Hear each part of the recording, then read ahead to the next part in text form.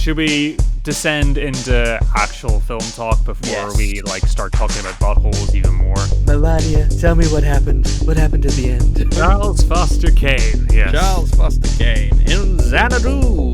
People of Revolution.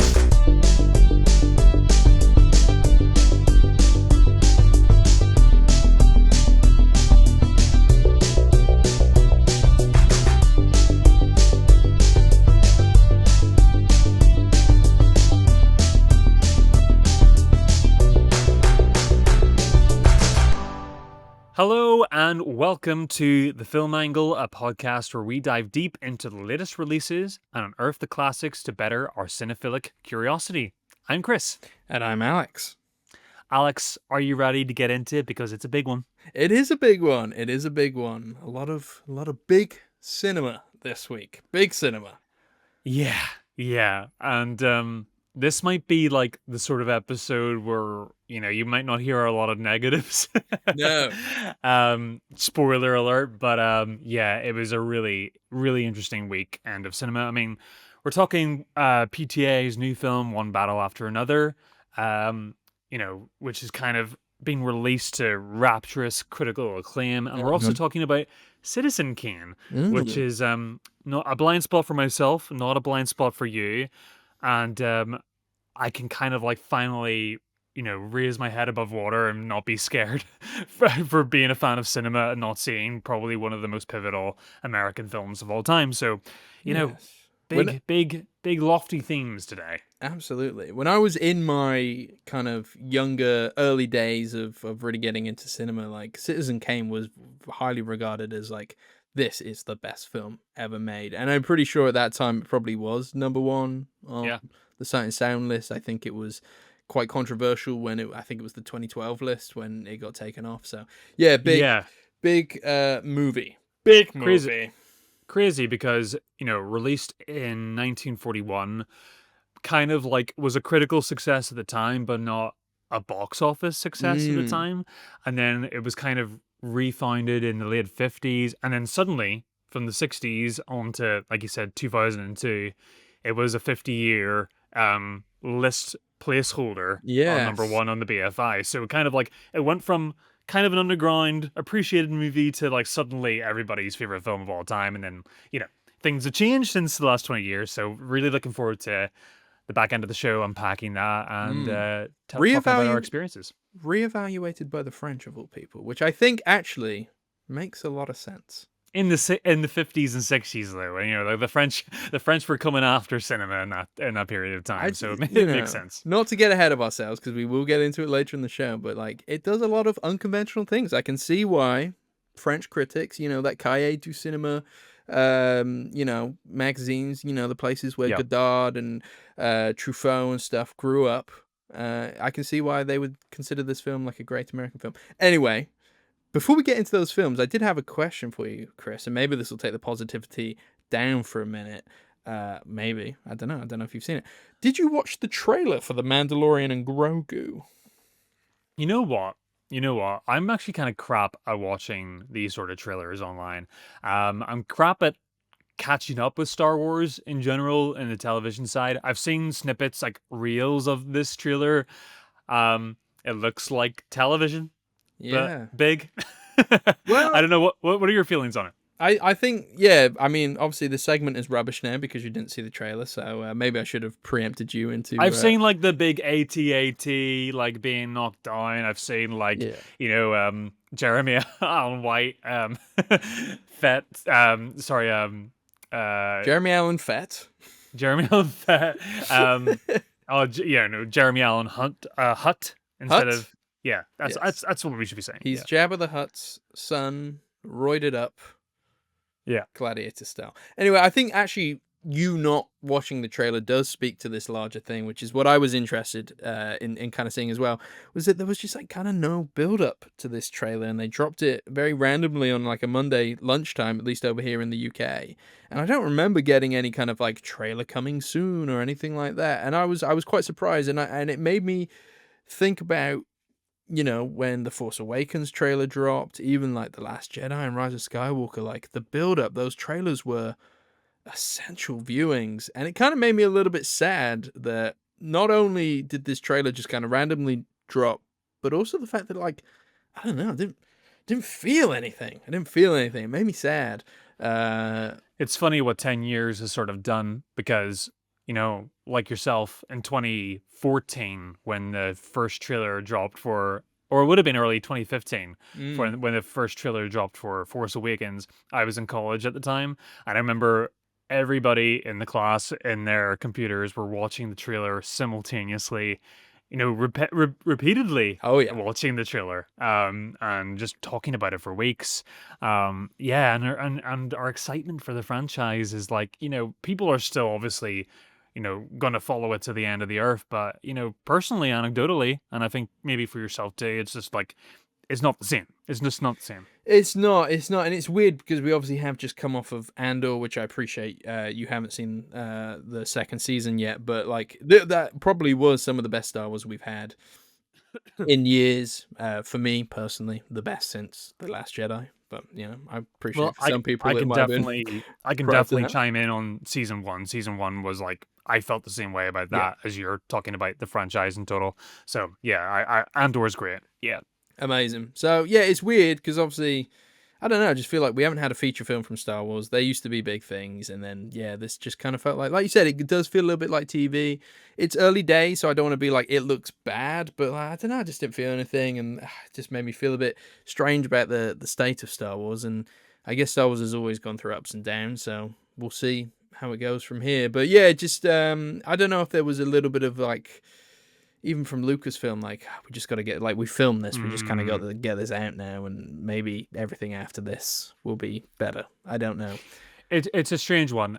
Did you feel like I didn't see the whole thing, but I got a really good like 50% flavor for the trailer. It felt like reminiscent of the recent Star Wars video games, like the Jedi. Like, it felt like I was watching cutscenes snipped together from these video games, and like if this was a video game trailer, I guess it looks pretty fun, but like, this is a film, and we're not really getting that sort of quality that we love from the very best of Star Wars. Was that kind of like true whenever you were watching it? Yes, yeah, I agree. It didn't feel very cinematic. It didn't feel very exciting. It did just look like an episode of the show, or couple which for some people might be perfect. Might be perfect. They are. Yeah, it is just a feature length episode of the show, but I don't know. We'll see. I didn't love season 3 of The Mandalorian either. Like, it was okay. Same. So yeah, it felt like it was more like we're extending this thing because we are obliged to, as opposed to like having any sort of like real agenda or arc to really explore here. So there was a lot of like, it was a season of filler. Really, for me, yeah. But it did feel like they ended it in a way as well on season 3. Like, it did have a conclusion, and it had some kind of like open-endedness to an extent of like, the Mandalorian and Grogu are alive and in this world. But there was a kind of like a settled down nature to the end of that. But then, and I guess here we go. We'll see what they do. Yeah, but yeah, I thought we'd start the show, and I just wanted to know your thoughts on that. It's bad when I can't even really remember season 3. It's really bad. yeah. Jack Black and Lizzo were in it. Yeah, I remember. I remember actually that. Quite like, out of all the episodes, I actually quite liked that one. Yes, surprisingly, we were traveling to Ireland on a little mini break, Dublin. And you were on. I remember you beside me on the plane giggling whenever they came on screen. So yeah. I don't know. I thought that was like fun. I don't know, but maybe people will look at me now and be like, "Oh, you're that kind of Star Wars fan." I don't know. I like all Star Wars really, but gives a crap what they think, man. Yeah, man. I got the Millennium Falcon tattooed on my leg. You actually do. And a slice of pizza somewhere else. Yes. Your butthole. Yes. It must have been really painful, by the way. Yes, yeah. That lasting effects. Okay, should we descend into actual film talk before we Yes. like start talking about buttholes even more? Yes. My fault. Let's move off the buttholes and into Paul Thomas Anderson's One Battle After Another.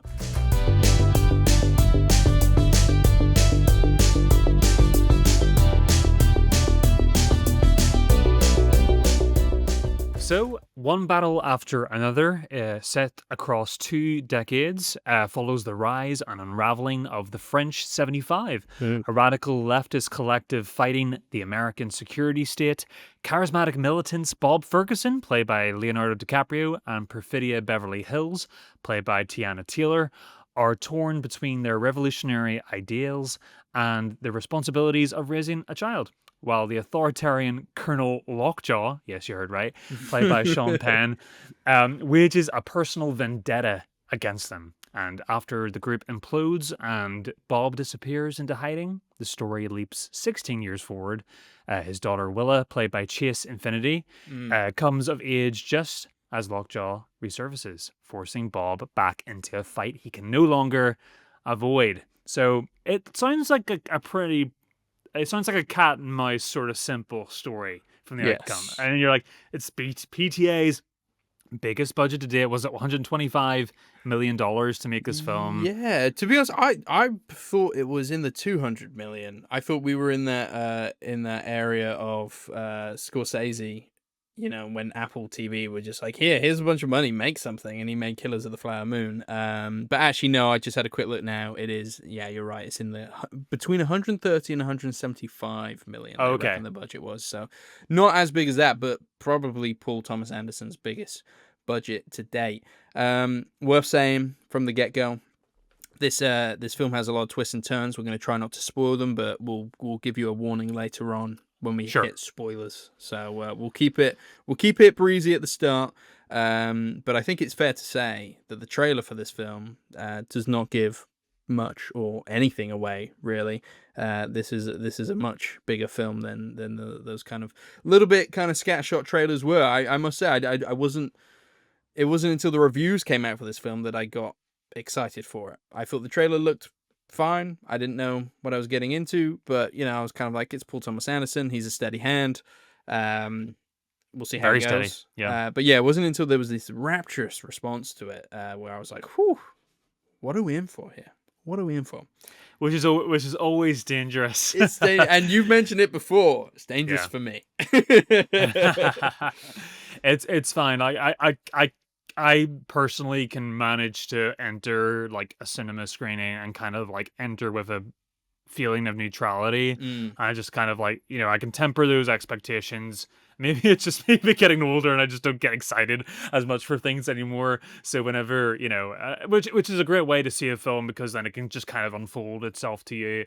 But yeah, like I was not expecting the critical feedback that this ended up getting. Like I knew it was probably going to be of a quality because I don't think a PTA film yet has been negatively or mixed reviewed. I think this is like a pretty consistent filmmaker in terms of his filmography. Trailer, I agree with you. The trailer was cryptic and didn't exactly tell you what the film was, which is kind of a good thing. But like for general audiences, that doesn't really translate. The opening box office doesn't look particularly amazing for this film.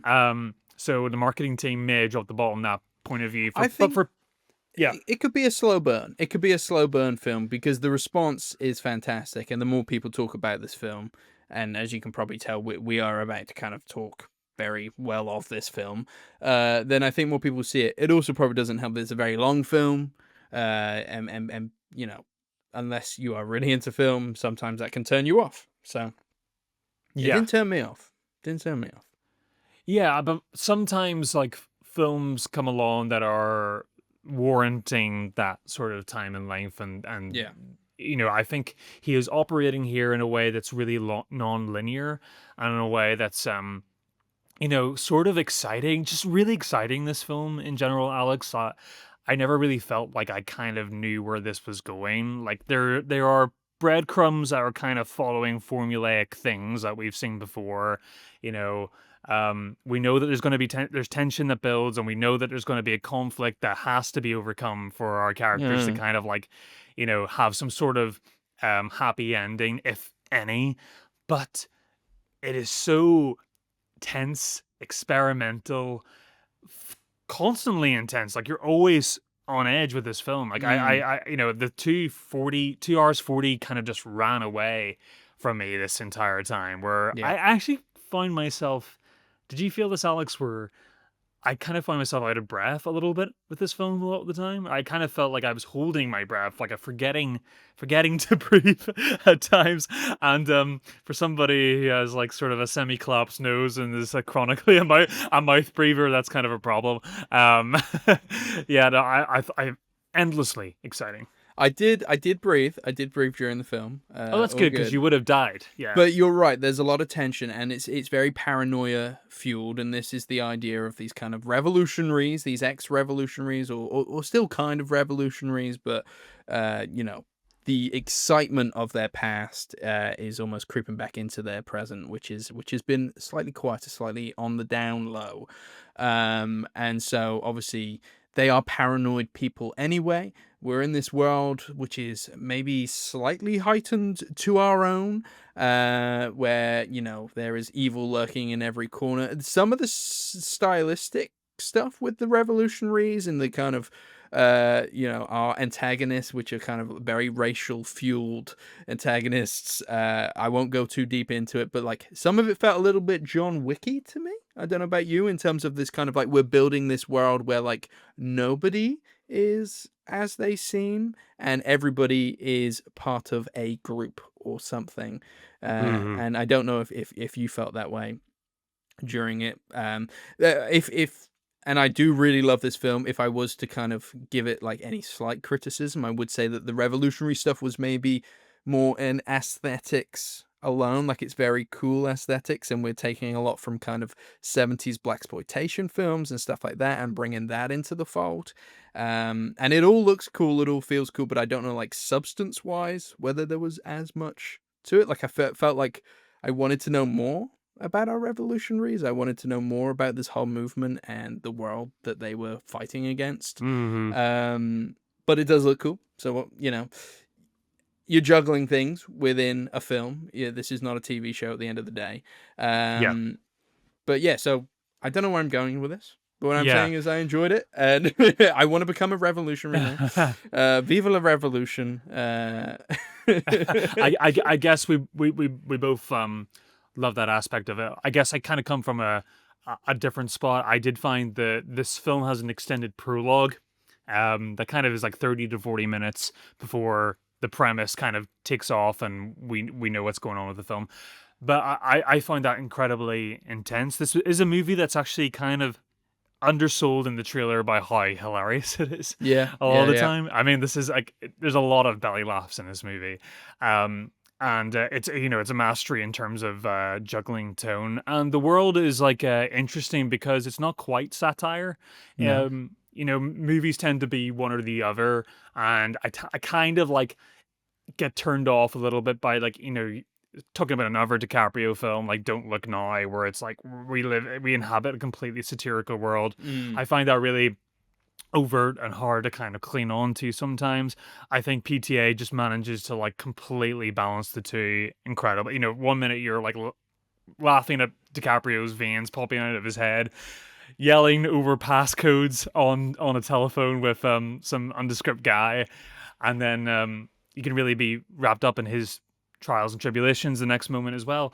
Um, but yeah, like I kind of come from a different place where I feel like Paul Thomas Anderson kind of knew that we all know what they're fighting for already. I think that we inhabit a world that is so defunct and so divided and constantly escalating day by day now that I don't really need to kind of set this up for you.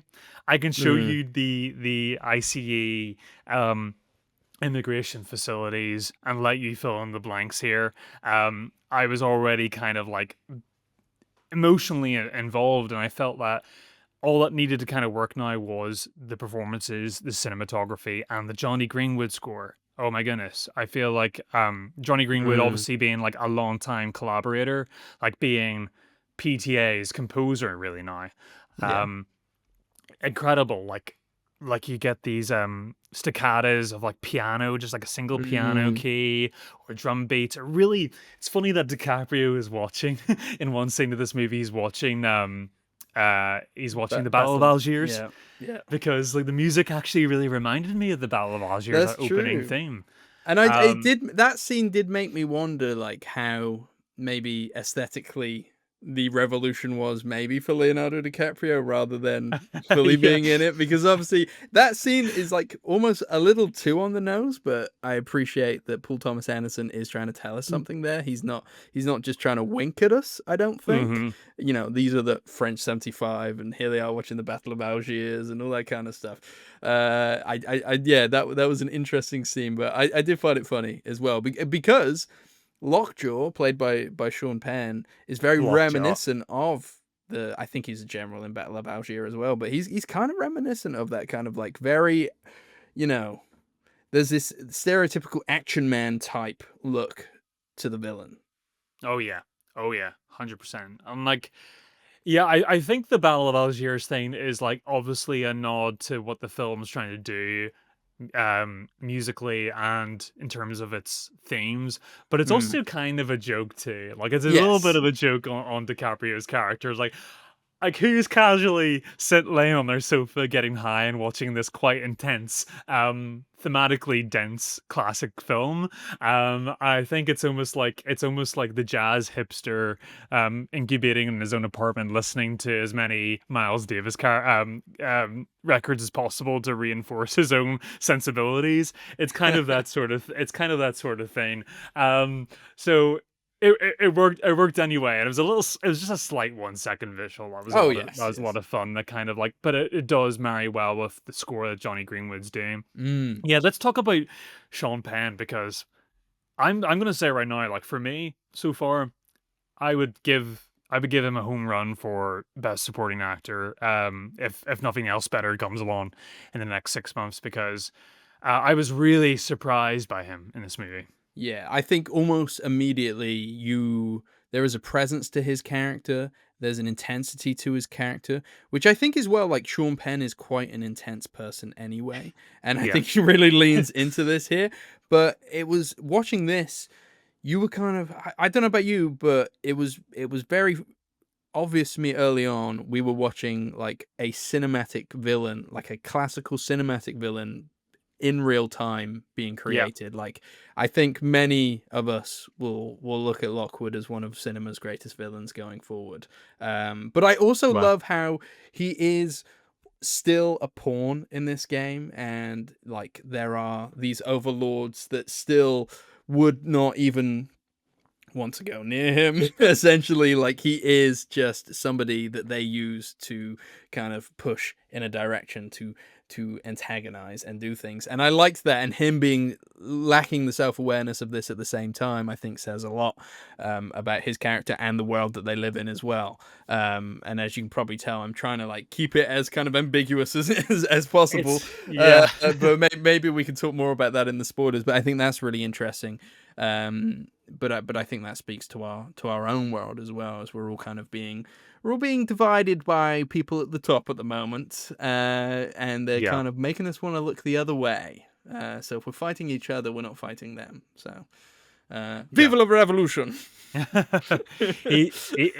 Like from a performance stance straight away, it's like every facial tick that he has, like there's a lot of, you can see that this is complete collaboration between him and Anderson in terms of like how to form this character.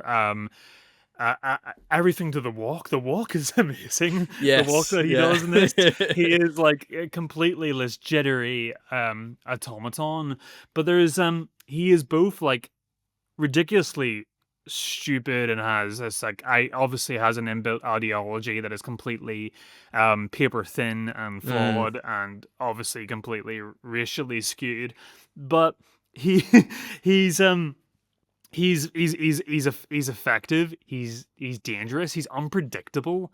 I mm. find that was a really big aspect of his character. And I don't want to talk about spoilers because that will give away a lot of the game. But there's things his character does that I expected his character to do that he restrains himself from doing later on in the story, especially in the third act. That he's almost got like this moral code inbuilt into him that we aren't like sort of allowed to access, in Mm. terms of like, any other villain would like strike a character right now. He gets angry. You can see the festering anger build inside of him, but he never necessarily raises a hand, and I'm like, oh, that's an interesting choice. Yeah, He's just you're this like right. he's just this this overly as a tight shirt wearing, vein exploding, um Nazi haircut automaton who is GI. GI. His haircut is hilarious to me, Yes. because like obviously the typical sort of like Nazi sort of like bald on the side and back, but crop of hair on the top. But his almost like seems to. Trying to do this like visually here, but I'm trying to explain it as well. It's Google almost him. like the hair being shaved like goes higher than it normally should do, Yes. and it almost like it seems to invade the crop of hair on the top, and Yes. it's hilarious. I So accidentally had a haircut like that once. I didn't want to have it. I went to a barber's and I was doing this thing at the time where I would kind of like shave like one side of my head and then I'd have this like crop of hair. Like I don't know what I was trying to do, like kind of you were like some doing like hipster Spider-Man emo. 3, yeah. Yeah, there was something to that. And I remember the guy and I told him what I wanted. He goes, "I know what you want. I know what you want." And then and like my head was like bald. I was like, that is not what I Uh, want, but you've already done it. So I had really, really short, like the skin color was different because obviously had never seen the sunlight before. And I remember I wore a hat for like a good month after that because it did not look good.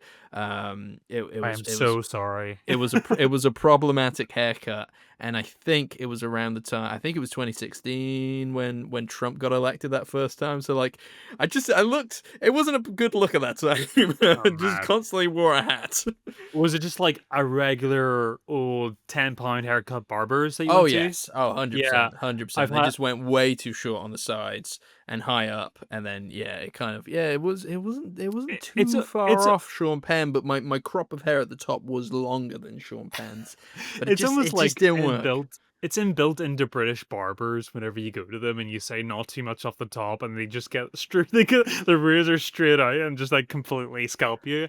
Yes. Yeah, I I've feel been like there you always have before. to ask like for inches under what you actually want, and then that kind of helps. That being said, now that I have longer hair, and this is going into personal details now rather than film details, but I pay more for my haircuts. I go to more somebody who is used to long hair because I want good. I want like my hair actually looks all right now, other than when I was like shaved and trying to figure out and looked like a mushroom half the time. So Mushroom. yeah, I did. It used to go out sideways, so I'd look like an absolute mushroom.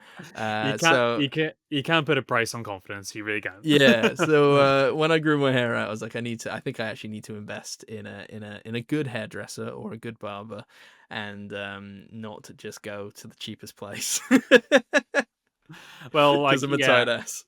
Well, I don't think it was as bad as Sean Penn's, but it was Yes, kind of. back onto the film. Good thinking, Chris. Segue back onto the film. Okay, I'm trying to think. Segue. Sean Penn has hair. Alex is talking about hair. Hair. Okay, got Okay. it. Oh, I know how we could segue this. Sure. Cut. Editing. I was very interested in the editing in this film. I was interested in the pacing of this film, and I was thinking about it a lot whilst watching the film, how we would disappear from our main characters, like Leonardo DiCaprio, for large portions of time, and then come back to them. And what I liked the most about this style is that in a lesser film, you would maybe get frustrated at it. But because this film is so well written and the characters are so interesting and so kind of I don't want to say confusing, complicated, three-dimensional, obviously. And anytime we cut to a different character doing something, I was like, "Ooh, tell me more." I'm excited. Even though the last thing that we left was exciting as well. Like I was just excited the whole time. I found the whole film just to be super interesting, and really That's had a like great this point. momentum behind it. And I was just I was fascinated by that process because I think there would be a lot of films that would be nervous not to see Leonardo DiCaprio for a good 10, 15 minutes. You know what I mean? Like I imagine a producer out there somewhere going, "We need to get back to him. The audience is what Leo." Yeah. No, I think you make a really good point, and I think this is definitely like a multiple protagonist film, and the prologue especially, Leonardo DiCaprio takes like he takes a back seat, and this is Tiana Taylor, Perfidia's journey at the beginning, Mm. and also there's humor from the get-go, but it definitely creeps up as the film kind of escalates, and then Bob kind of comes more into the forefront. Midsection of the film, we're getting extended sequences of Bob going into hiding with Benicio del Toro's really cool sensei Sergio, and Yeah. then we're taking a break from Willa for a while, the daughter, when she's hiding in the convent. Yeah. It really balances well, because I think PTA just like really has a real grip on the storyboarding aspect. He knows what his story is going to be, and he knows that these sequences need to be extended. I need to see Leonardo DiCaprio going into hiding, jumping across building tops with skateboarders, Yeah. with his dressing gown that he should have ditched 2 hours ago. Would have helped him aerodynamically a lot, I think. Uh, but yeah, it's so thrilling to watch. It's so thrilling to watch, and I Yes. had a really like. I'm sick of seeing movies that feel so glossy. I mean, we're talking about this was shot in VistaVision. Yes, we should maybe yeah, we should maybe talk about all the different formats one can watch it in. Yeah, I mean, you can see it. Like, this is the first VistaVision film in what, like, 50 years now? Well, Purely obviously, VistaVision. what was the film last year? The Architect one, Oh, The Brutalist. Yeah. The Brutalist. That's terrible. I forgot that. So the Brutalist was shot on VistaVision, but I don't think you could see it on VistaVision. Is that right? Yeah. So, like, from a display point of view, yeah, Yeah. So you can shot see on it. VistaVision, and that was a rarity. But this is the first film, as you mentioned, in a very long time that you can actually watch on VistaVision. That being said, there's only about 4 cinemas in the world that can actually Yeah. physically show it on VistaVision. One of them is in London. We didn't get up there. You lucky But few. You lucky you few. lucky Yeah. few. You lucky few. That being said, you can watch it on 70 millimeter, which a lot of cinemas still do, but still, that's quite a difficult thing to find. Yeah. Chris, you got to see it in IMAX, which is probably the next best after those, right? Yeah. Well, anecdotally, it was You get the a great height. a great way to see it. Yeah. 100%. Yeah, you get the height of the film. I didn't see it in any of those formats because Bristol doesn't have like an IMAX cinema that is kind of like a multiplex one. There is an IMAX cinema here, but it's kind of I don't know if it's private or public or what. There is a documentary about it, but it's Oh, wow. it's a separate thing that isn't used all the time. And every now and then it opens up and you can watch something. So maybe one day they'll show the film there. But yeah, in Bristol, no IMAX cinema, and I didn't fancy driving up to Cheltenham this time, so I just watched it on the big screen in my view, on the biggest screen, will I say, in my local view. So I still saw Nice. it on a very big screen, which I was happy about. I didn't like. I would obviously have loved to see it in IMAX, 70 millimeter, all the above, but I do not feel like I lost anything from not seeing it in that way. I still had hell of a time. I still really, really enjoyed it. The film is shot relatively quite close up as well, so I was interested to know about your IMAX experience and how kind of, I don't know, in it you are. Well, it was quite refreshing to see a film, like you said, it's got a lot of close-ups, and that's kind of a strength of the film. But um, to see the film grain in an IMAX Mm, format was quite like a rarity. It felt like, and Lauren actually put it really well when we went to see it together, that she felt like she was watching an anniversary re-release for a 30-year-old film that just like was mm, shot on film, and that is totally how I felt. Like really quickly you felt like you're in really safe hands. The film is shot beautifully. I mean, like I really do mean that. I think we throw that term around all the time, because when you describe a film, you always want to talk about how it looks cinematically, but this film is just like, it is, the camera, it's similar to kind of like Spielberg. I kind of felt the same way. I know you weren't as big of a fan, but whenever he shot West Side Story, I feel like Paul Thomas Anderson, it's kind of very similar mm, comparison to Spielberg, where it's just like this guy just knows in his head where to put the camera and where it mm, needs to be every single frame with very little mistake, and it all lends to the aesthetic. There's almost like, I was kind of thinking like I bet Tarantino really enjoyed this movie, because it kind of shared some of that kind of like that feeling with some of Tarantino's best and most restrained work. Yeah.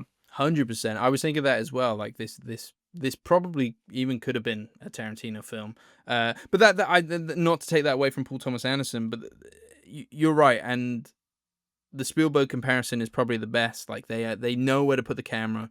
They're very they love momentum. They love to move the camera. There's no laziness. Everything is kind of really well thought about, and like, what is the best placement for this camera in this scene? There's no like just kind of set up, get the shot and go. We're thinking like, how do we really excite the audience?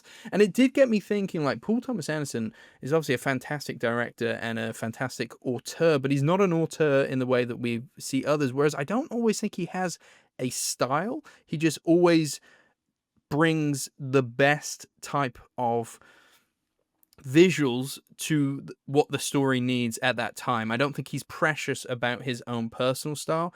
He is very story focused in like, this is how it needs to be done because this will elevate the story better. Like, I appreciate they're so different from each other, but like Wes Anderson couldn't do that. You know what I mean? Like, he has to do it in his style. I think the only trademark that Paul Thomas Anderson really has is sheer control. You always feel that there's Loctite control of the film, even when it's being experimental visually or anything else. There's always like a severe confidence to whatever he is doing.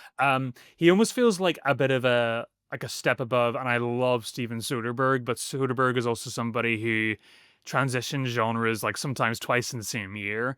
But I feel like Paul Thomas Anderson just manages to embody that. I mean, like Phantom Thread is probably my, maybe my favorite Paul Thomas Anderson film.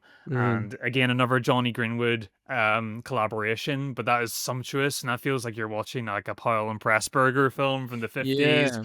Where it's just fascinating to see somebody operate on this level, and like nothing, like when you're watching this film, nothing looks like the easy way. Like, everything looks difficult.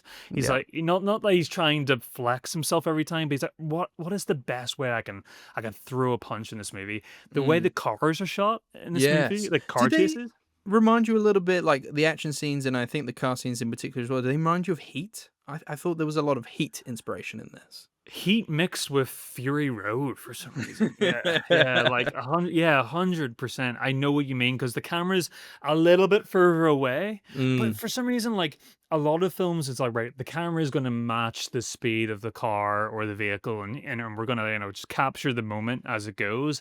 But the camera seems to be going faster than the car is sometimes. In this, and like Heat, like you said in Heat, and especially there's a certain sequence towards the end of the film where there's a certain car chase, and where we get a mixture of tarmac close-ups, lots of rolling hills. Oh wow! Feels Texturally, feels very Hitchcockian. I thought very right on the money a there. Chase scene that kind of feels, I don't know, it feels like a film from the 70s. This, like, it really does. It doesn't feel like a modern day film, and I mean that in the highest way possible.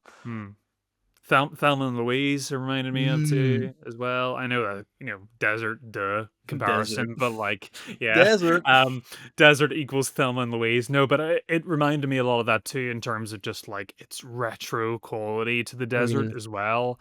It just looks like a classic American film, and I do feel like people will regard this in 10 years time, 20 years time as a classic. I feel, I don't know. It's hard not to be hyperbolic, but I really appreciate this film, and I was really enraptured by it. I wanted to talk about it the whole way home, which we did. We actually had a phone call on the way home, Alex. Our screenings were like 15 minutes apart from each other, so I called Chris on my trip back just to see what he and Lauren thought, which was really nice. I appreciated that.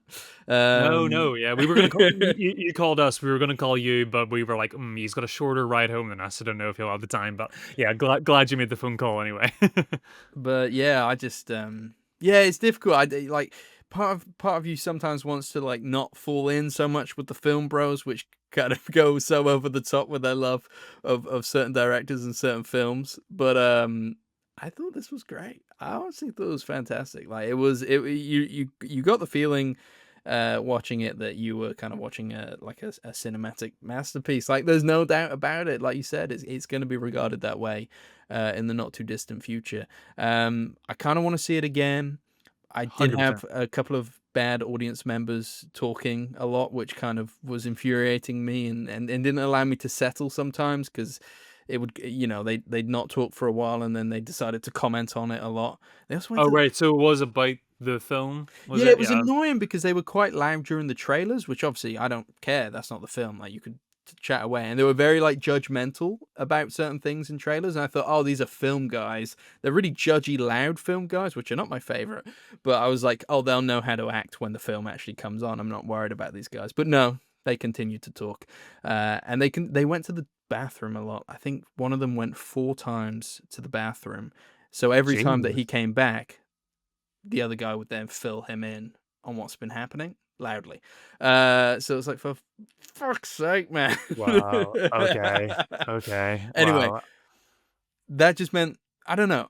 I wanted to settle in more, and I was very aware watching it that I was watching something great. I wish I could have settled in just a tad bit more. So if I get chance, because it is a long film, I would love to see it again. I'm not sure if I will get chance in the near future, but I've got a feeling this might like be in and out of cinemas for a while because it's probably going to have a bit of an awards push at some point as well. Mm. So I would recommend if you get a chance. I know it's a long way for you, but I would recommend seeing it in the IMAX format. mm, Yeah, there is something about it, being in that scope and definitely with the sound mixing that just seems to attack the senses a little bit more. I was really locked in from that format, but a great film is a great film, and regardless if you're watching it at home, I think I would enjoy it just as much. So definitely not taken away from anyone's experience. See it however you can see it. absolutely.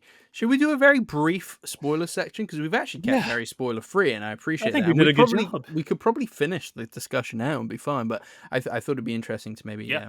to bring up a couple of things. So for our audience who don't want spoilers, we're going into a very brief spoiler section. Check out the timestamps. Spoiler warning. Spoiler warning. This is your spoiler. This is your spoiler. All right. I wanted to say we mentioned Tiana Taylor. We mentioned Chase Infinity. First of all, fantastic. Tiana Taylor's been in a few things, but she's probably not known to the general public at large. I thought her being in the first 20, 25, 30 minutes of this film, I thought she was an absolute presence, and I was a little bit sad that they didn't bring her back at all later on in the film. And I feel like there's almost so much story there still to tell. I don't feel like Paul Thomas Anderson is a sequel guy or anything like that, and I No. don't imagine there will be a sequel in the future or anything like that. But I appreciated that I was still left longing for more interesting storylines there. Similar with Chase Infinity, who has practically been in like I think it's a feature film debut. I think she's been in a Yeah. couple of TV shows. Absolutely held her own. You think the two people that she's on screen the most with are kind of Leonardo DiCaprio and Sean Penn, and she is like acting at their level and then some. So it's like she was fantastic in this, and I liked as well with her character that. And I think this was something that Ari Aster didn't do very well with Eddington. And to be fair, I did watch somebody talking about this on a TikTok last night, so I'm kind of stealing it.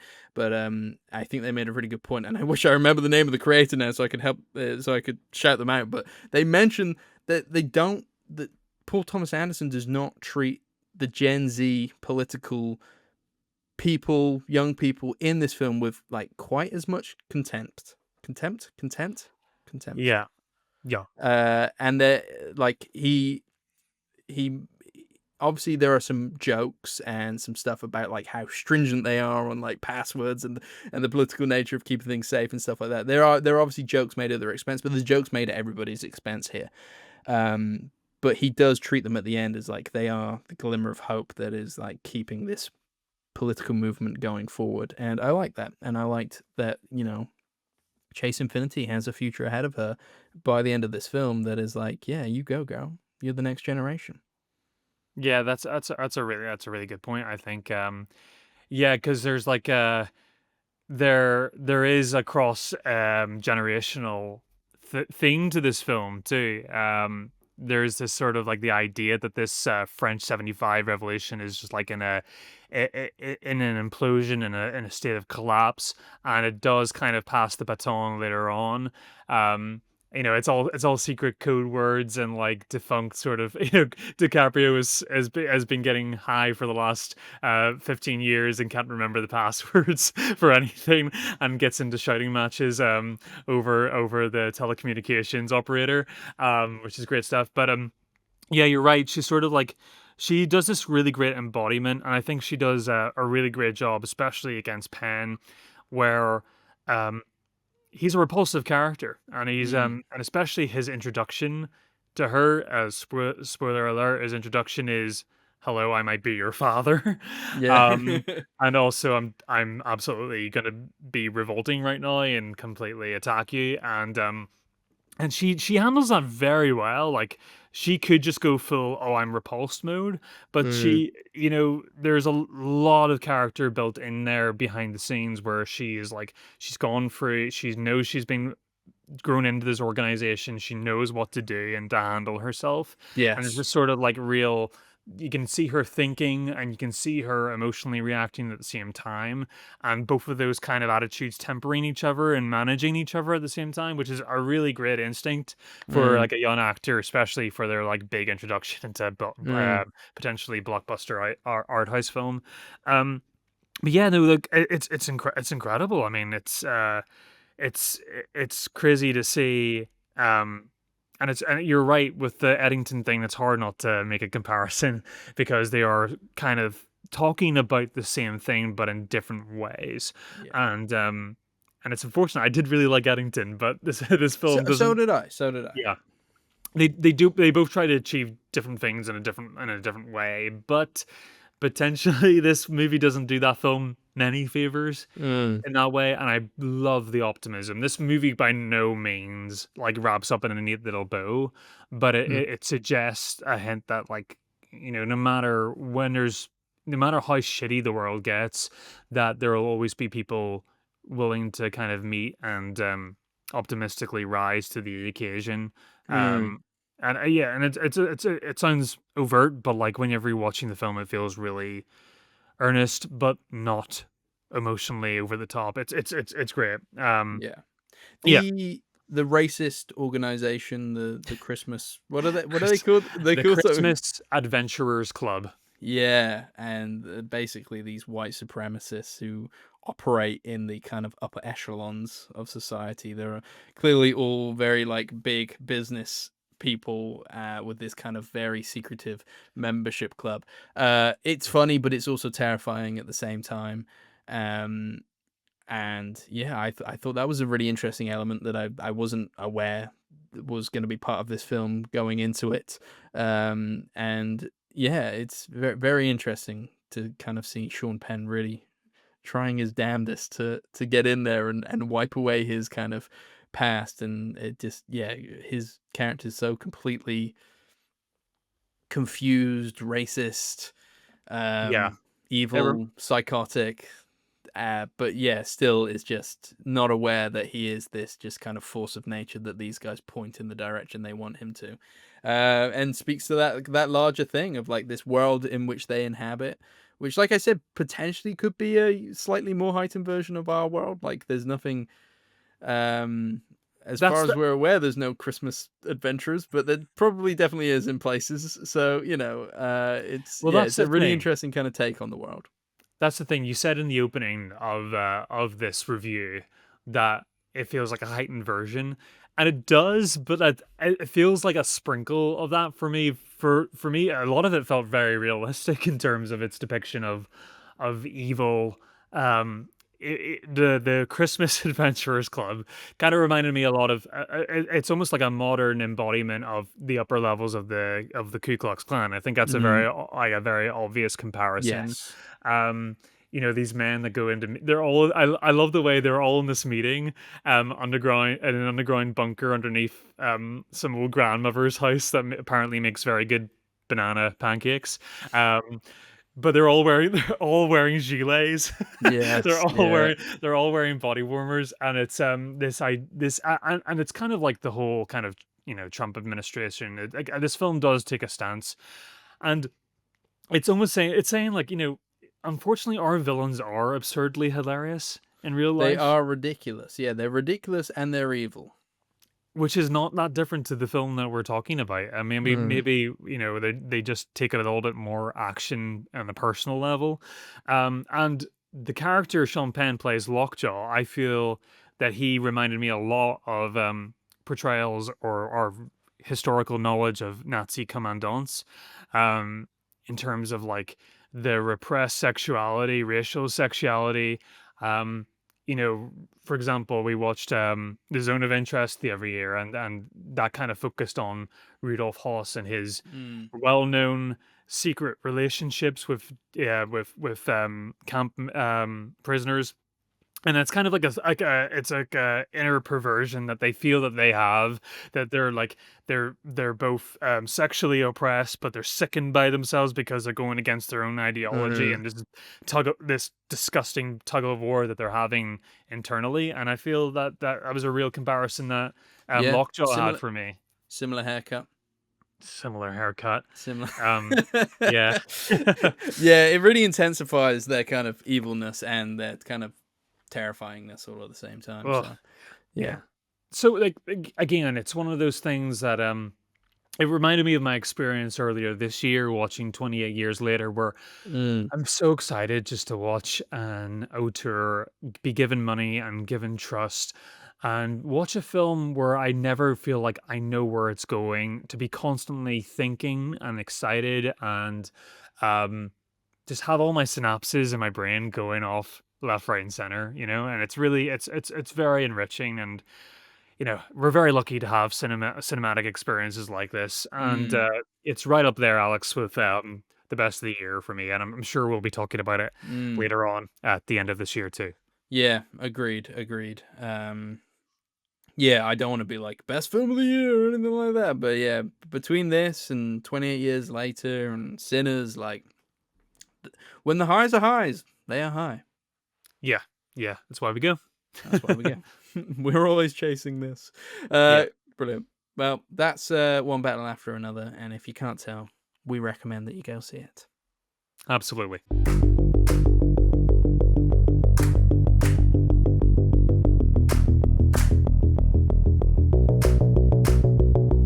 This is the section of the show where we catch up with our ongoing series, our blind spots on the Sight and Sound greatest films of all time list.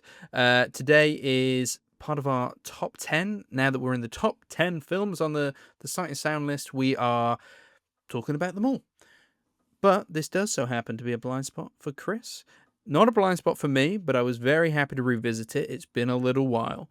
And it is Orson Welles' Citizen Kane. As we mentioned at the start of the show, highly regarded by many, many film scholars as one of the greatest films ever made. And I think it is referred to by many as one of the greatest films ever made. It is in that upper echelon. So, Kris, why did you stay away from it for so long? And what did it feel like pressing play Yeah. on what many consider to be Well, the peak of cinema? I stayed away from it because, it really didn't seem to be much worth to catch up on, to be honest. It didn't seem like it was a film of note. Um, no, it's one of those films, again, that we've had this conversation before where it's like, I know. I know I need to get around to it, but I'm Mm, scared of getting around to it. And it's nice to yeah. have a reason to, it's kind of like whenever you like save yourself from going to a Michelin star restaurant or experiencing something that's like the best of something, you're just kind of like, I like to live in the world where that's still like out of reach from me, and like there's a little bit of like, oh, like I still have something to look forward to. I think there's a little bit of that sometimes, Yeah. and not spoiling the whole dessert before you're 30. um so no, there's a little bit of apprehension, but I was really glad to catch up with this. And spoiler, Alex, I love this movie. Just like the movie we Yeah. talked about on the first half of the show. There's not going to be much negativity coming from me this episode. Yes. It was quite the week of cinema for me because I watched Citizen Kane. I then got around to watching Eternal Sunshine of the Spotless Mind, one of my favorite ever films of all time, on the big screen with Of course. with a Q&A. with Charlie Kaufman and Michel Gondry, and then one battle after another. And I was like, bloody hell, I don't think there have been weeks like this that have come around in a long time, where each film that I've watched has been an absolute masterpiece. I could probably curate that for myself a little bit more if I wanted to. I could just spend a week watching my favorite films, I guess. But this was less so. And I remember watching Citizen Kane at university for the first time. Mhm. They put it on. I think the whole kind of module was about the kind of canon of films, and obviously this is, as we've mentioned many times on the show already, highly regarded as the #1 film. And I remember watching it and thinking it was pretty good. Like I wasn't blown away by it, but this was over 10 years ago now, I believe. So I've changed a lot. And I put it on this time. I got cozy in bed and put it on my little projector. And I was absolutely blown away by it. I couldn't believe my younger self just thought it was okay. I thought this was absolutely fantastic, and just kind of was. I Okay. guess I wasn't deep into the kind of richness of classical cinema, classical Hollywood at that time. I was very much like a bit of a modern school film bro at that moment. So I was So yeah, that's now the have that was the difference between the watches for you, was like your perspective and your knowledge of classic film had kind of expanded, and your appreciation for it had expanded too. Is that right? Yeah, definitely. I think like filmmaking techniques, I think also being more interested in writing in the way that like this is very kind of unconventional in the way that even the story plays out. And yeah, I just think like there are even films nowadays that probably wouldn't even consider kind of going down this route of multiple different avenues. Like the first 20 minutes of the film is a newsreel. Like you just wouldn't get away with it. Like audiences, or maybe it's not audiences, maybe it's producers wouldn't trust audiences enough to even think that that was the way to do it. And I just was absolutely blown away. There was never a scene in this film where it does something simple or basic or boring. Every single Mm. scene has something interesting going on, and whether that's in the writing, in the visuals, in the technicalities, in the special effects, there's always something going on, but it all feeds into this story. And the story, in a way, you could say is quite simple in terms of it's the rise and fall of Charles Foster Kane. So, this Yes, newsman, Charles Foster Kane. Yes. Charles Foster Kane in Xanadu. Xanadu or Xanadont, baby. Yeah. I love the word Xanadu. I was saying it a lot the next day. Xanadu. It completely, yeah, it mirrors what it's representing, right? Just like complete opulence and like, Mm. yeah, yeah, I get you. But yeah, people won't know what we're talking about if we just go talking about Xanadu. I was really surprised, man, how entertaining this movie was. Like, I Mm. had this idea that Citizen Kane was going to be homework for some Yeah. reason. Um, because a lot of people would always say like, "Oh, a lot of people I recognize this is a very important film, but I wouldn't call it the best film ever made." And that was kind of like a lot of the dialogue that I had heard around it. And Mm-hmm. usually when that dialogue is expressed with classic film, that often means that important but boring. Mm. But this is fast-paced movie. Like this movie Yeah. does not kind of calm down. A bit subversive as well with the opening, being like a newsreel, because you're almost like, is this gonna be just like the movie Yeah. now? Yeah. Is A this little, why it's considered and then so great? Because it does something so different? sure, and then like it kind of does that.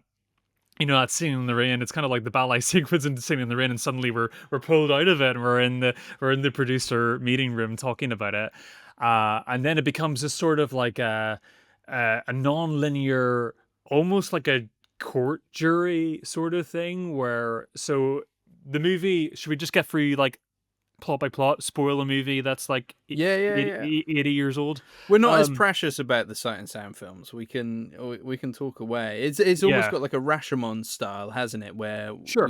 we follow a reporter, but the reporter's not really that important in the long scheme of things. But the idea is that when Charles Foster Kane dies, the final words that he says is Rosebud, and Yes. our newsreel finishes, and our head of whoever it is who's made the newsreel is just like, we need something more. There needs to be like a human connection to this.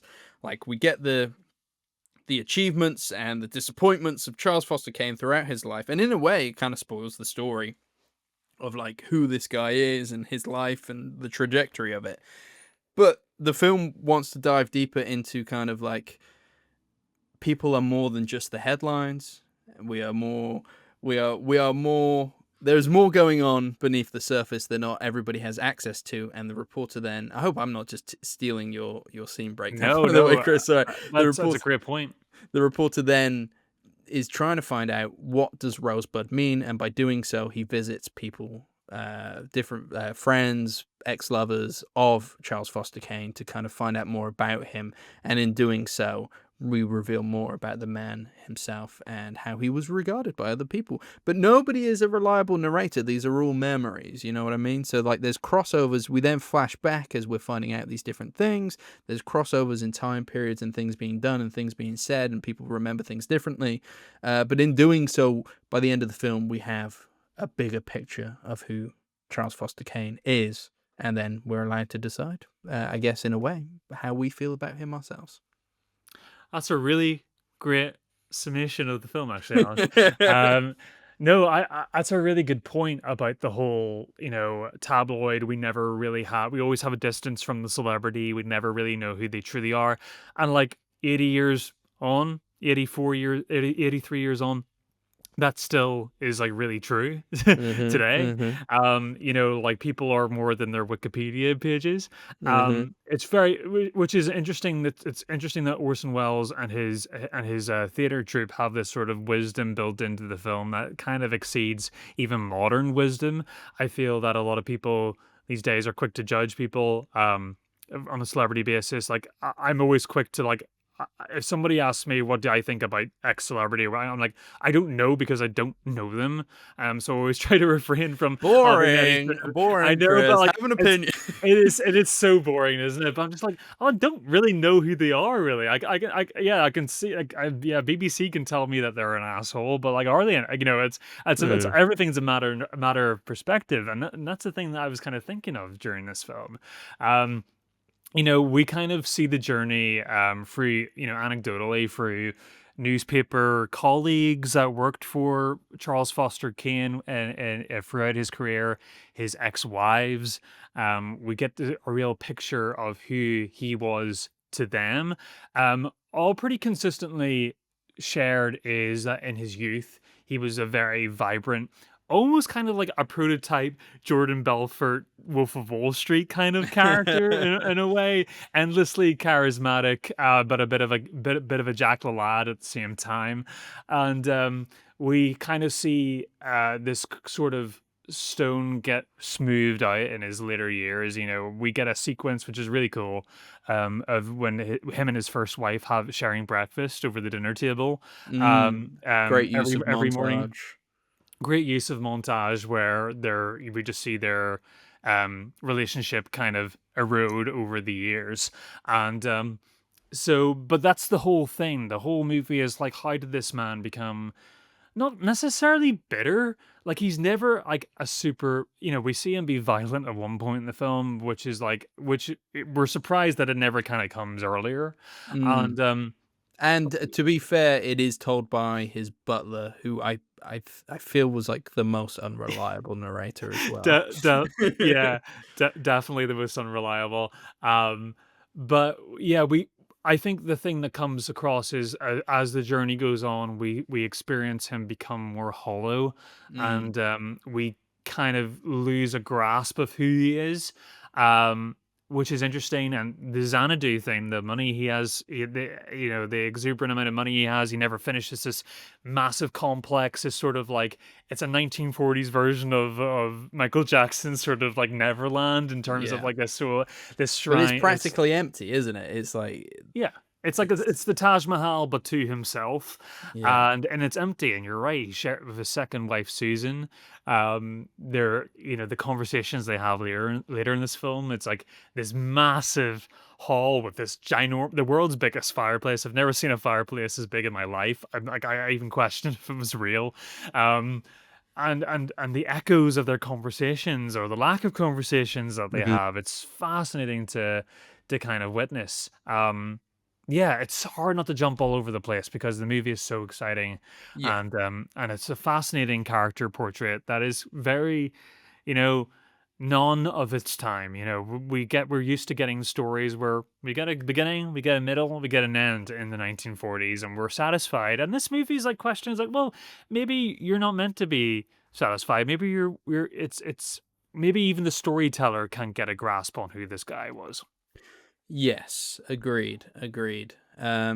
Yeah, it's really interesting, and it's funny as well that it was written about one of the big kind of well, so who, if you've seen Mank, then you know there's a whole kind of hoo-ha over who wrote the majority of this film, but the screenplay is by Herman J. Mankiewicz and Orson Welles. Rumors say that probably Mankiewicz wrote the bulk of it, and Welles kind of added his element on there. At the end of the day, he still directed the film, and that is kind of like one of the bigger elements of how do you turn the screenplay into a cinematic masterpiece. This is more than just the writing as well. But either way, it was written about kind of one of the big kind of news tycoons at the time, right? That was the idea. It was kind of based on this guy. But then there's also the element of like, there have been guys very similar to Charles Foster Kane since. We're looking at the Murdochs. We're even looking at Trump, who apparently, according to Wikipedia, so not a great source, but does consider this to be one of his favorite films, and actually feels that he shares a lot of the same trials and tribulations as Charles Foster Kane. Oh my goodness! I mean, man, way Talk to look about at a film in a different way, yeah, talk about completely missing the point, Trump. eh? Yeah, exactly. I can see Trump in it. I can see why he would see himself in it. But for him to consider it one of his favorite films, I'm not sure how that works. It's a warning, Trump. It's a warning, not a call to arms. I think he really enjoys the enterprising aspect of the early half of the film, and then just kind of maybe he Falls fell asleep. asleep in the second half. Yeah, nap time. Melania, tell me what happened. What happened at the end? Yeah, remember when he built that theater for Melania to perform opera in, and she was awful. Yeah. Yeah, it's crazy, but and it's interesting though. I love the framework of the beginning of Charles' journey as a human being, as a child, growing up in a very sort of rural, humble background with his mother, Mhm. and suggested to be a physically abusive father.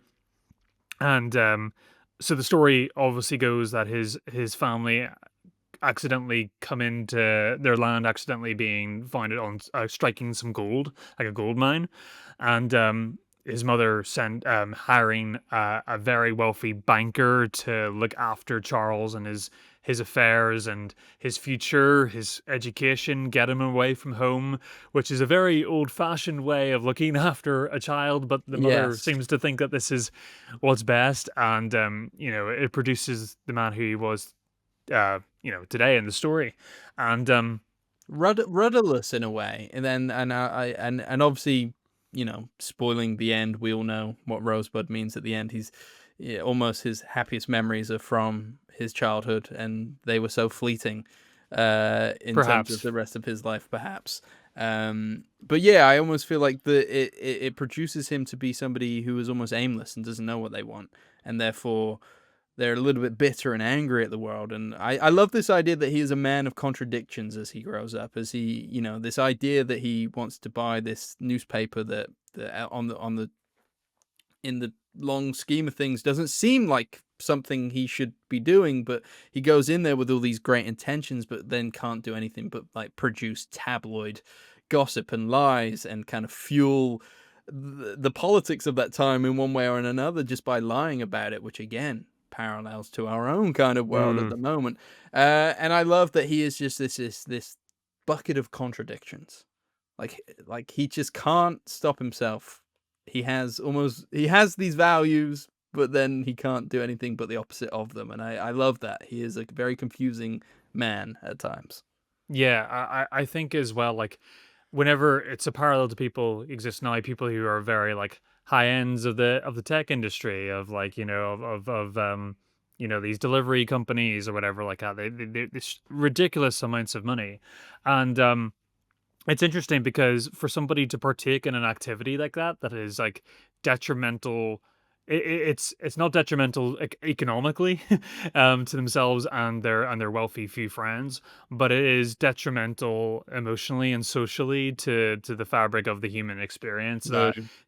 to partake in an activity like that will eventually wear a human being down and make them hollow and bury any sort of, not to say that it goes away, but bury any sort of humanity that once existed. And that's, I feel like, the journey that you're sort of being exposed to. um there is a romantic nature to Charles. There is an emotional side to him, but which is kind of present in a lot of people that we see, a lot of people that we might even know in our personal lives. That it's a kind of a disease of men, of masculinity, of this sort of thing. If I'm willing to succeed, if I'm willing to be seen in a certain way, well, I have to forgo, you know, sensitivity. I have to forgo parts of myself that used to make me brighter and more naive, and Yeah. and This is that. the constant argument that me and Chris have when we talk about making the film angle the greatest podcast. Oh my god. What are you willing to do, Chris? What are you willing to do? Oh man, no, it's so true. Alex is just way more enterprising than I am. Wipe I your tears, don't cry. yeah, certainly. I'm like Llewyn Davis. I'm just gonna, like, yeah, just wear myself down.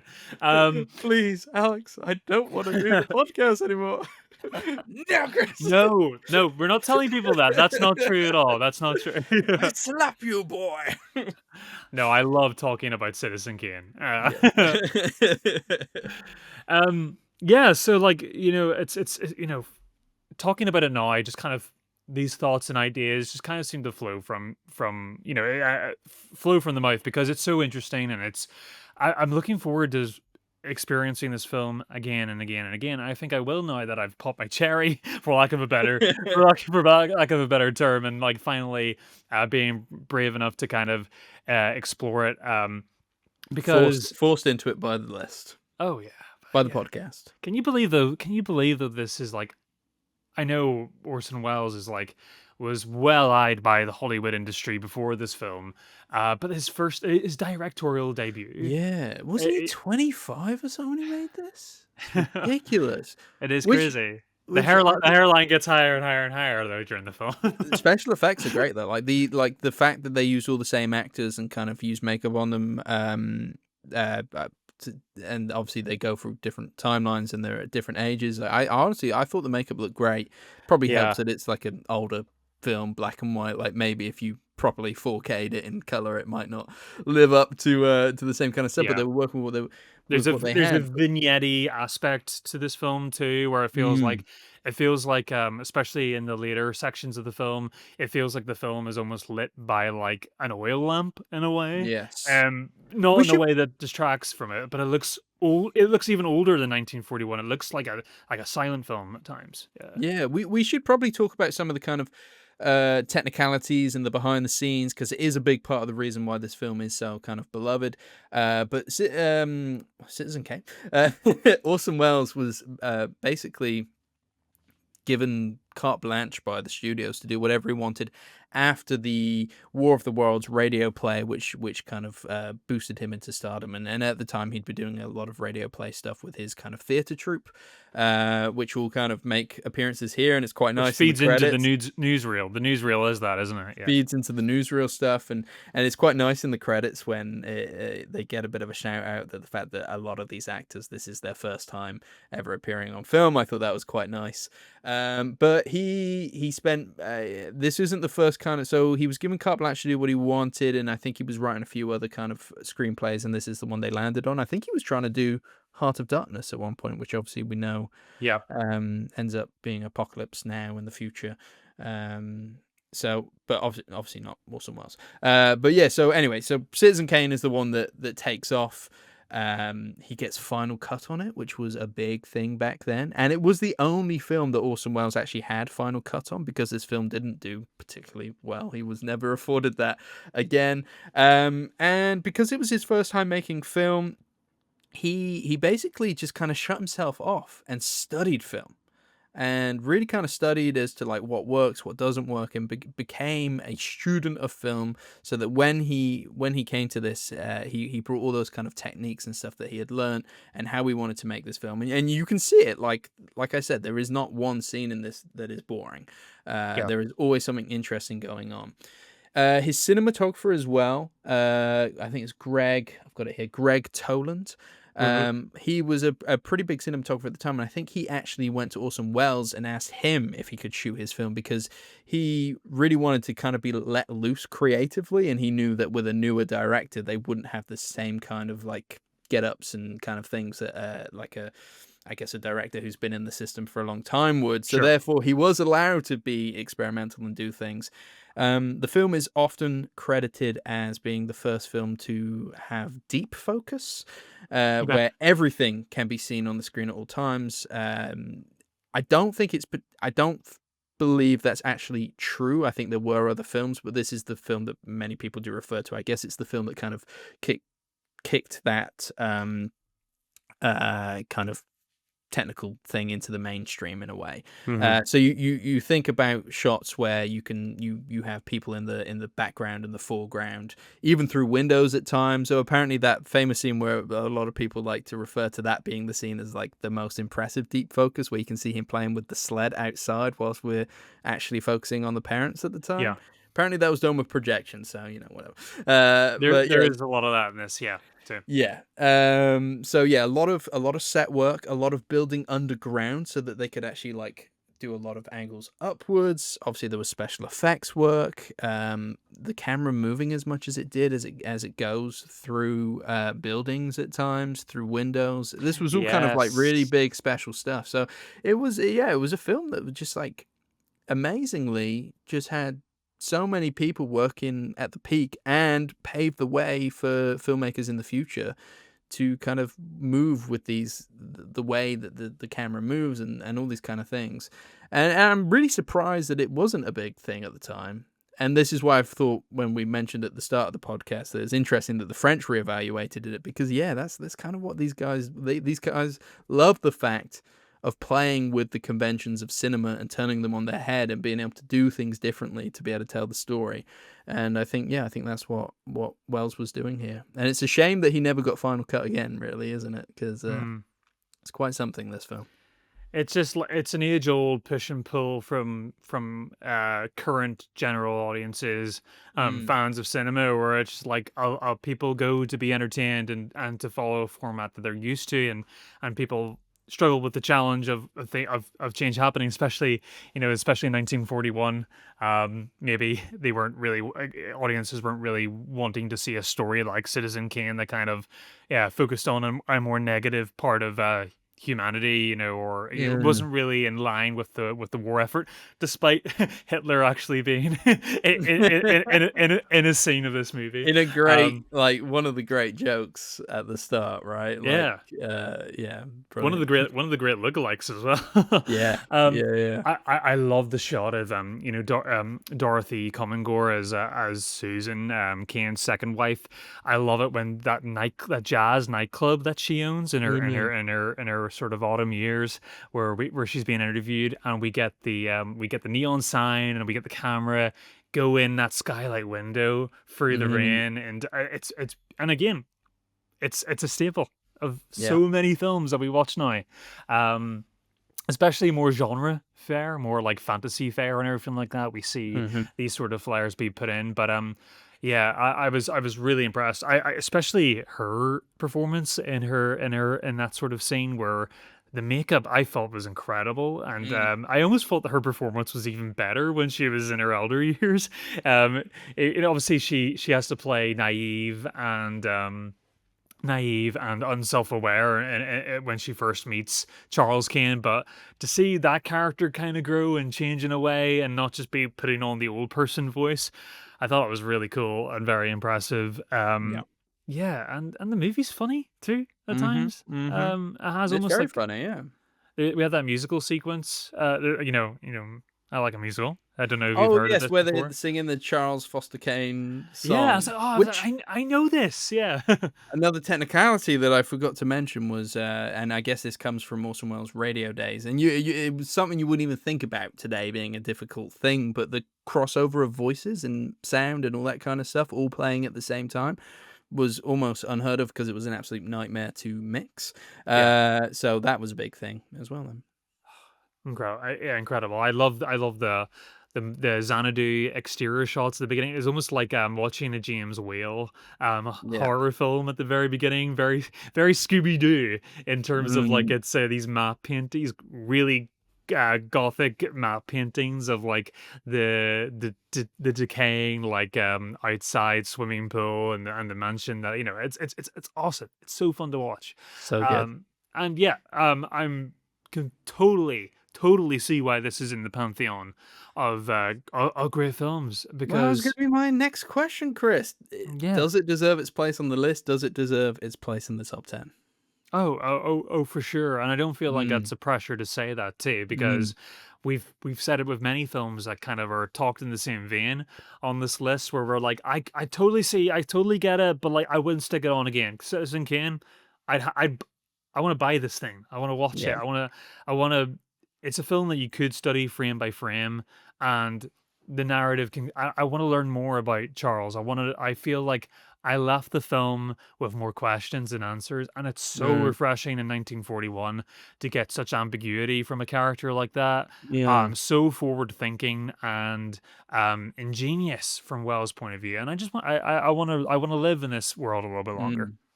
Did you know the Rosebud thing going in? Well, I knew about Rosebud, circa The Simpsons. It's been Uh, parodied so many it's been times. parodied so many things, but actually, no, I was kind of a bit in the dark about the impact of the reveal or the lack of impact of the reveal of Yeah. Rosebud at the end. So I, What was your take on it? Like, and it's interesting because, like, if you didn't know that much about Rosebud, then you would almost think that they were going to leave it open ended.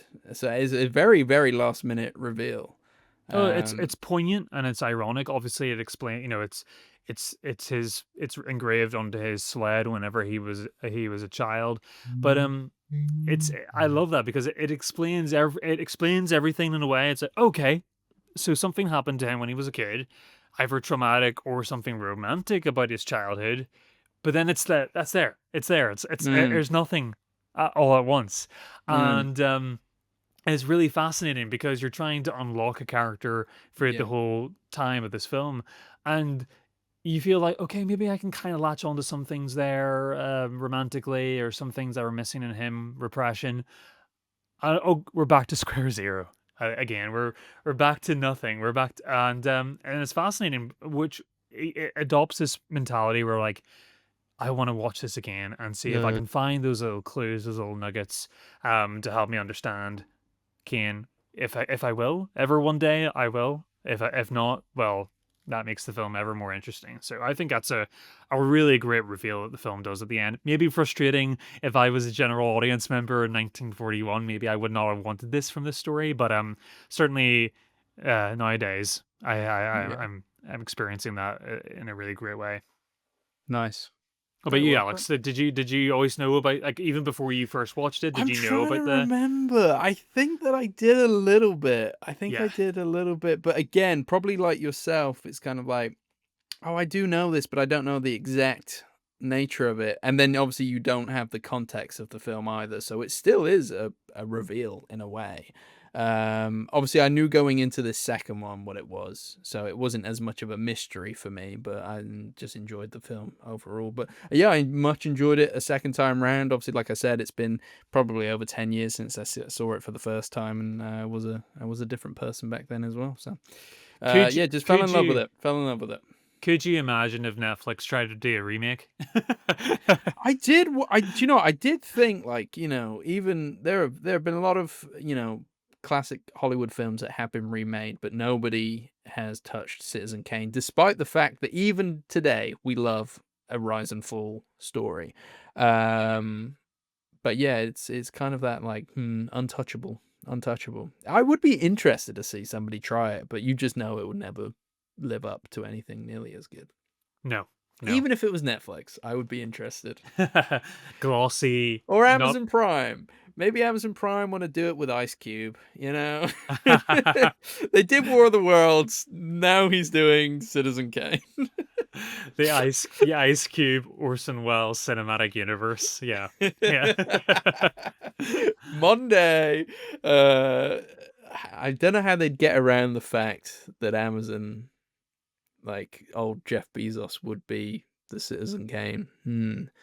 They'd have to find a way to make Jeff Bezos be like the hero somehow. And interesting. Say Amazon Prime Air flies in the sled. This is what Rosebud is. I'm glad that's not our job. Yeah. I'll give you $1,000 gift card to leave me alone, Susan. What's Jeff Bezos' wife? I don't know. She kind of is the Susan. Do you reckon? Yeah. Okay. The fact that he bought Venice for the wedding, yeah, there is something to that, isn't there? That is a flex. Okay. Not a good one. Not a good one. Cool. All right. Well, that was Citizen Kane, guys. You should definitely go watch it if you haven't. Yes, and worth mentioning that we both watched it in our BFI subscription on Amazon Prime. It's pretty cheap if you're not a member of it. So, yeah, good way to check it out.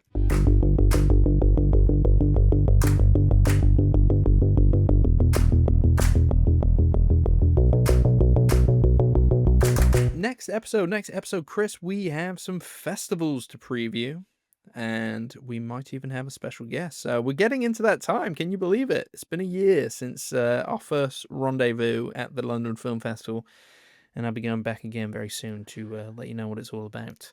Alex is back into the wild with his beanie hat and coffee cup in hand. Movies. Yeah. And my very stringent dietary requirements to allow me to not poo during the films. Well, you're going to struggle when you're only eating takeaway food for a week. There was a lot of McDonald's consumed. A lot of McDonald's and a lot of meal deals. But I'm sure we'll get into that next week. But I won't elongate this very long episode much further. But it's been a pleasure being able to talk about two kind of big films that we're both very positive about. So, was looking forward to this one, and it did not disappoint. Oh, well, the feeling is mutual, Alex. So that has been the episode for this week. If you've enjoyed it, make sure to leave us a 5-star rating or review. As always, we really do appreciate it. If you'd like to keep up to date with us, make sure to follow us on Instagram and TikTok at The Film Angle. That's where you'll find us. Absolutely. We also have a Film Angle playlist that Chris really needs to add his songs to. Sorry to throw you under the bus there, Chris, but you do. So if you want to listen to what we listen to, you can find that in the show notes. Be sure to catch us next week for more cinematic discussions. Goodbye. Bye-bye.